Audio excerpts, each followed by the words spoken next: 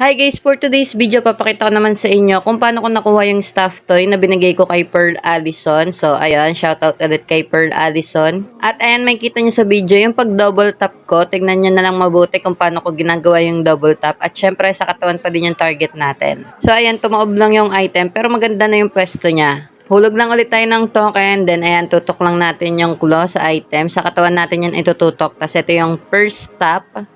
Ayan, second tap. Pansinin yung maigi yung pagpindot ko kasi sobrang bilis lang ng pagitan yan. Pag ganito naman nakatagilid yung stuffed toy, yung isang kamay ng claw dapat nakatapat sa leeg ng toy and yung dalawa sa likod na ng toy.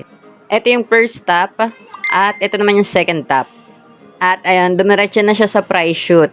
Ganun lang guys yung pag double tap natin. Kaya sana nagigets nyo kung paano siya gawin. At pwede nyo siyang gamitin. So kung nagawa nyo yung ating double tap at nakakuha kayo ng stuffed toy, pwede nyo din akong itag. So ayun lang guys. Thank you for watching. Follow for more Claw Machine videos and Claw Machine games. Thank you for watching and goodbye.